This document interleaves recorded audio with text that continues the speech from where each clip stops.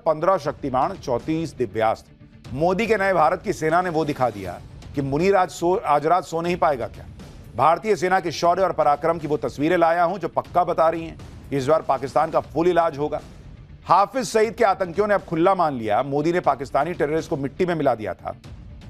अब इसका चैप्टर। उधर ट्रंप ईरान को ठोकने वाले हैं, इधर मुनीर पीएम मोदी से घबराया हुआ है कि मोदी पता नहीं कब क्या कर दें। इसी बीच आज भारत की सेना ने वो तस्वीरें दिखा दी जिन्हें देखकर मुनीर आज की रात शायद ही सो पाए। भारतीय सेना के शौर्य और पराक्रम की ये तस्वीरें जो खुल्लम खुल्ला ऐलान कर रही हैं कि इस बार पाकिस्तान ने गलती की तो भाई उसका फाइनल इलाज होगा। क्योंकि आप ये भी देखिए कि सेना प्रमुख के बाद अब रक्षा मंत्री राजनाथ सिंह ने ऐलान कर दिया है कि ऑपरेशन सिंदूर अभी खत्म नहीं हुआ है। आतंकियों और आतंकी सोच के खात्मे तक ऑपरेशन सिंदूर जारी रहेगा। रक्षा मंत्री की इस घोषणा के बीच सेना प्रमुख ने भारत की उस फ्यूचर फोर्स का खुलासा कर दिया जो पाकिस्तान में घुसकर उसे फोड़ने के लिए तैयार हो चुकी है। आज पाठशाला में मोदी के नए भारत की सेना के 25 भैरव, 15 शक्तिमान और 34 दिव्यास्त्रों की पूरी डिटेल बताऊंगा। वो तस्वीरें दिखाऊंगा जो मुनीर के पैरों के नीचे से जमीन खींच लेंगी। मुनीर क्यों ऐसा हड़बड़ा गया है कि उसका अपनी सेना से भरोसा उठ गया है। वो उन आतंकियों की मदद लेने पहुंच गया है जिन्होंने अब खुला मान लिया है कि भाई ऑपरेशन सिंदूर में पीएम मोदी ने पाकिस्तान के टेररिस्ट को मिट्टी में मिला दिया था। सब दिखाऊं उससे पहले एक झलक देखिए। गुजरता हुआ मॉड्यूलर ब्रिज क्षेत्रों तक सुरक्षित संचार प्रदान करने के लिए भारतीय सेना ने सरलतापूर्वक परिवहन योग्य एवं शीघ्र तैनात योग्य प्लेटफॉर्म ऑपरेशन सिंदूर ने एक नया नॉर्मल स्थापित किया।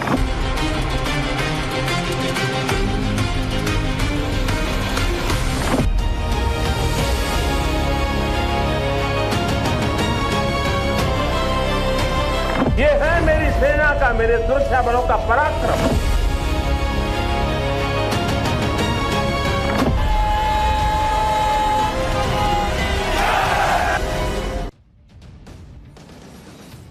आज जयपुर में आर्मी डे परेड हुई और इसमें भारत की सेना की वो तस्वीरें दिखी जिसकी धमक जयपुर से 1100 किलोमीटर दूर पाकिस्तान के रावलपिंडी तक पहुंच गई हूं। रावलपिंडी में पाकिस्तानी सेना के हेडक्वार्टर में बैठे मुनीर का बीपी हाई हो रहा हो।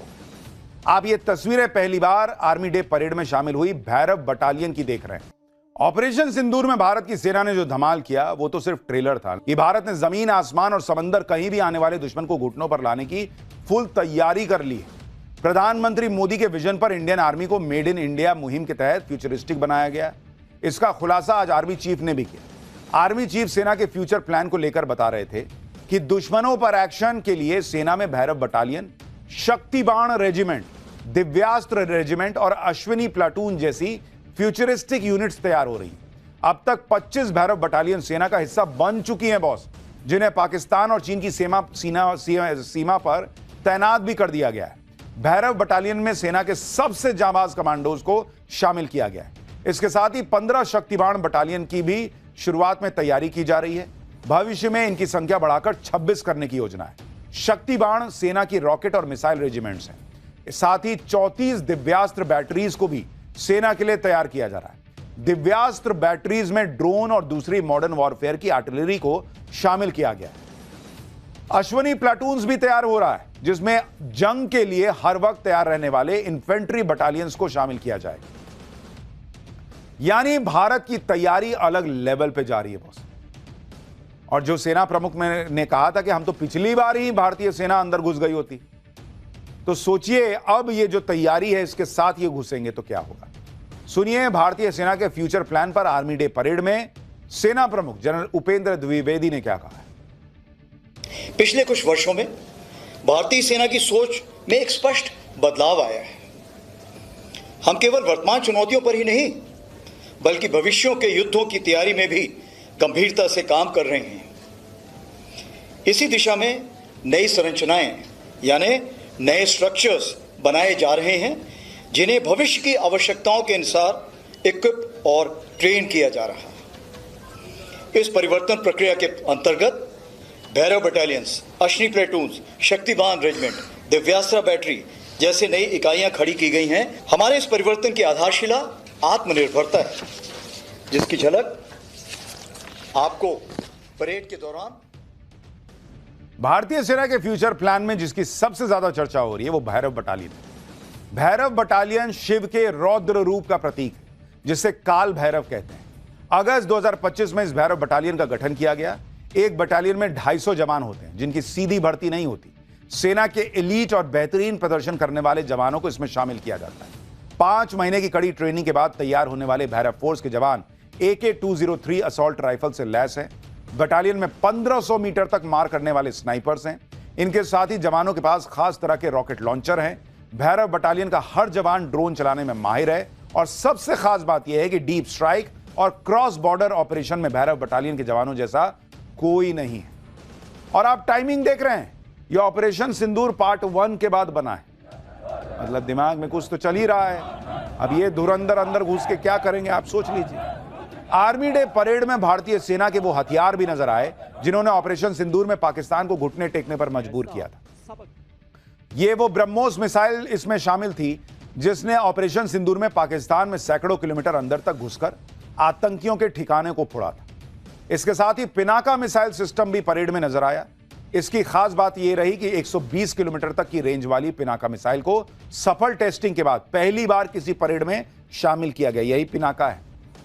आर्मी डे परेड में शामिल हुआ पिनाका मिसाइल सिस्टम कितना घातक है कि पाकिस्तान इससे खौफ खाता है। पाकिस्तान क्यों इससे घबराता है उसके बारे में आपको बताऊंगा। पिनाका एक multi barrel rocket launcher system है जिसे ट्रक पर लोड करके पहाड़ी इलाकों में आसानी से आप तैनात कर सकते हैं। और यह जरा झलक देखिए, 1 मिनट के अंदर 20 मिसाइल फायर कर देता है पिनाका। ये भारत ने पिछले कई सालों में पिनाका मिसाइल सिस्टम को लगातार अपग्रेड किया है। इसके नए वर्जन में इसका नेविगेशन, टारगेट पर सटीक निशाना लगाने की ताकत और स्पीड सब बढ़ गई है। पाकिस्तान को डराने वाले पिनाका रॉकेट लॉन्चर सिस्टम की खासियत भी सुनिए। पिनाका रॉकेट लॉन्चर सिस्टम का नाम भगवान शिव के धनुष पिनाक के नाम पर रखा गया है। इस समय इसके 2 वर्जन है। पहला मार्क 1, इसकी रेंज 40 किलोमीटर है, और दूसरा मार्क 2 जिसकी रेंज 75 से 90 किलोमीटर है। लेकिन आने वाले दिनों में इसकी रेंज 120 से 300 किलोमीटर तक बढ़ाने की तैयारी चल रही है। पिनाका रॉकेट्स की स्पीड ही इसे सबसे ज्यादा खतरनाक बनाती है। इसकी स्पीड 5757 किलोमीटर प्रति घंटा है। यह रॉकेट लॉन्चर 7 किलोमीटर के नजदीकी टारगेट से लेकर 90 किलोमीटर दूर बैठे दुश्मन को एकदम से तबाह कर देता है। इस लॉन्चर से छोड़े जाने वाले पिनाका रॉकेट के ऊपर high explosive fragmentation, cluster bomb और एंटी टैंक हथियार लगाए जा सकते हैं। इस पूरे सिस्टम में 6 लॉन्च व्हीकल होते हैं। लोडर सिस्टम, रडार और नेटवर्क सिस्टम एक कमांड पोस्ट के साथ लिंक होते हैं। इसके हमले से दुश्मन को इतना भी मौका नहीं मिलता कि वो टारगेट से दूर भाग सके, क्योंकि उसके भागने से पहले ही वो खत्म हो जाता है। जयपुर में सेना ने परेड नहीं बल्कि ये पाकिस्तान के लिए हिंदुस्तान का पावर प्रेजेंटेशन रखा था। भारतीय सेना का सबसे एडवांस टैंक भीष्म परेड में गरजा। ये टैंक 4 तरह के गोला बारूद दाग सकता है। ये भीष्म टैंक 5 किलोमीटर दूरी तक मिसाइल दागने की क्षमता रखने वाला ये टैंक दुश्मनों के छक्के छुड़ा सकता है। भीष्म के साथ ही आत्मनिर्भर भारत के तहत बने अर्जुन टैंक ने भी अपनी धमक दिखाई। यह देखिए अर्जुन टैंक युद्ध के मैदान में सबसे घातक माना जाता है। अर्जुन मार्क 1 टैंक पूरी तरह भारत में बना है और भारतीय सेना का मेन बैटल टैंक। यह टैंक अपनी जबरदस्त फायर पावर, मजबूत कवच और आधुनिक तकनीक के लिए पहचान बना चुका है। Arjun mark 1 tank hydraulic system की मदद से सड़क से लेकर रेगिस्तान तक फर्राटा लगाने में सक्षम है। यह टैंक 70 किलोमीटर प्रति घंटे की रफ्तार से फर्राटा बढ़ते हुए दिन हो या रात किसी भी मौसम में सटीक निशाना लगाने का दम रखता है। टैंक में एंटी एयरक्राफ्ट गन भी लगी हुई है जिसकी मदद से हवाई हमलों का भी जवाब दे सकते हैं। इस टैंक की रेंज 5 किलोमीटर तक है।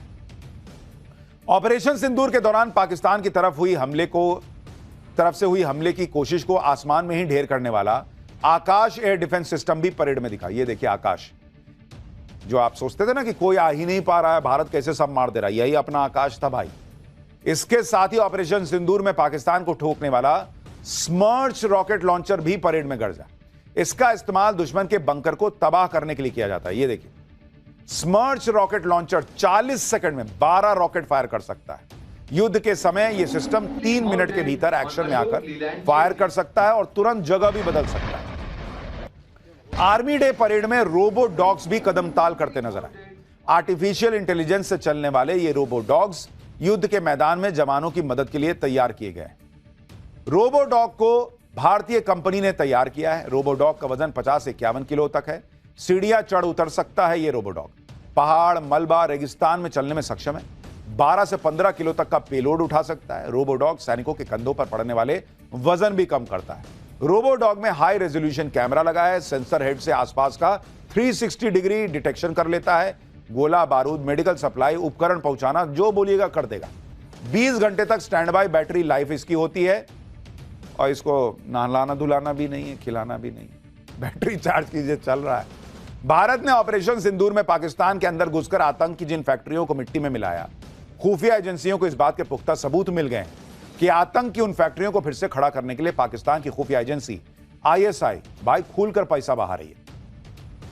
तस्वीरें पाकिस्तान के मुरीदके में आतंकी संगठन लश्कर तैयबा के हेडक्वार्टर की हैं, जिसे ऑपरेशन सिंदूर में भारत ने अपने सटीक हमले से तबाह कर दिया था। अब फिर से आतंकियों की ट्रेनिंग के लिए इसको तैयार किया जा रहा है। ये नहीं सुधरेंगे भाई। लश्कर के आतंक की इस फैक्ट्री की मरम्मत और रंग रोगन का काम होता दिख रहा है। सूत्रों के मुताबिक लश्कर तैयबा के आतंकियों के नए बैच की इसी मरकज में नए साल की शुरुआत में ट्रेनिंग शुरू होनी थी, लेकिन भारत के सटीक हमले में यह इतना टूट फूट चुका है कि काम समय पर पूरा ही नहीं हो पाया। इसलिए आतंकियों के नए बैच के लिए खास सेरेमनी को मरकज के पास दूसरी इमारत में करना पड़ा। इस सेरेमनी में लश्कर का कमांडर और हाफिज सईद के करीबी हाफिज अब्दुल रऊफ ने ट्रेनिंग लेने पहुंचे आतंकियों को भारत के खिलाफ भड़काने के लिए जमकर जहर उगला। आतंकी अब्दुल रऊफ ने खुद बताया कि कैसे ऑपरेशन सिंदूर में भारत ने मरकज को मिट्टी में मिला दिया था। अब आप देखिए, वो खुद ही बता रहा है कि भाई इतना बुरी तरीके से भारत ने मारा था कि बाप रे बाप, बच गए किसी तरह, लेकिन इस बार शायद ही बचे। और इसीलिए मुनीर जो है ना, या पाकिस्तान के आतंकी जो है, बैठ के अपना वक्त गिन रहे हो।